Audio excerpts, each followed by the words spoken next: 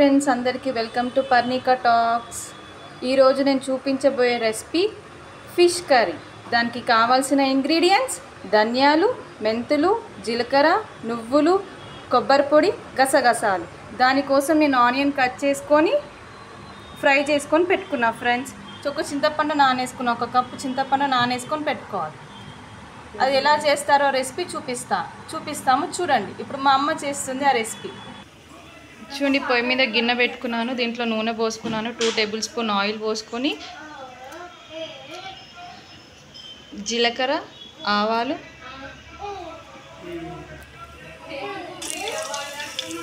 పచ్చిమిర్చి కట్ చేసుకొని వేస్తున్నాను. కరివేపాకు, ఆనియన్ పేస్ట్ వేసుకున్నామండి.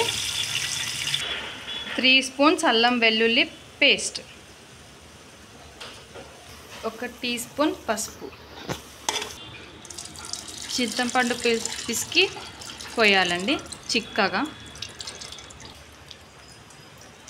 చూడండి ఫ్రెండ్స్, ధనియాలు, జీలకర్ర, మెంతులు, నువ్వులు, కొబ్బరి పొడి అన్నీ పేస్ట్ చేసుకొని దీంట్లో వేస్తున్నాం. మెత్తగా పేస్ట్ చేసుకొని పులుసులో వేసేసేయాలి. కారం అయితే వేస్తున్నాం ఫ్రెండ్స్. 3 టేబుల్ స్పూన్ కారం వేసుకోవాలి.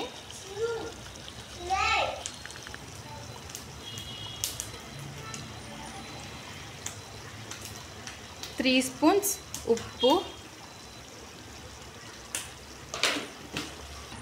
చూడండి ఎలా ఉడుకుతున్నదో, పులుసు మంచి మసులుతుంది. దీంట్లో ఇప్పుడు మనం ఫిషెస్ వేసుకోవాలి. ఫిష్ మనం ఫ్రెష్గా కడుక్కొని దీంట్లో వేస్తున్నామండి. 2 కేజీస్ ఫిషెస్.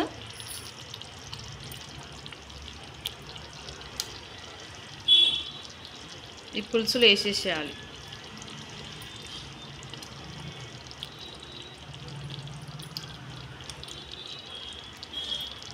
చూడండి, ఫిషెస్ అయితే పులుసులో మునిగిపోయాయి.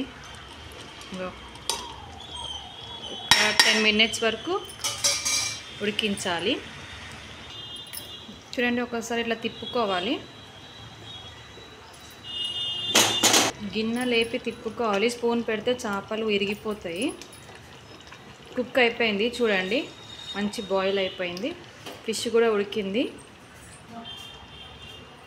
చూడండి ఫ్రెండ్స్, ఎంతో టేస్టీ అమ్మ చేతి చేపల కూర రెడీ. టేస్ట్ ఎలా ఉందో చూసి చెప్తాను. మీకు కూడా నచ్చితే లైక్ చేయండి, షేర్ చేయండి, నా ఛానల్ని సబ్స్క్రైబ్ చేయండి. మరిన్ని వీడియోల కోసం నేను నా ఛానల్ని అప్లోడ్ చేసుకోండి. సబ్స్క్రైబ్ చేయండి. Bye friends.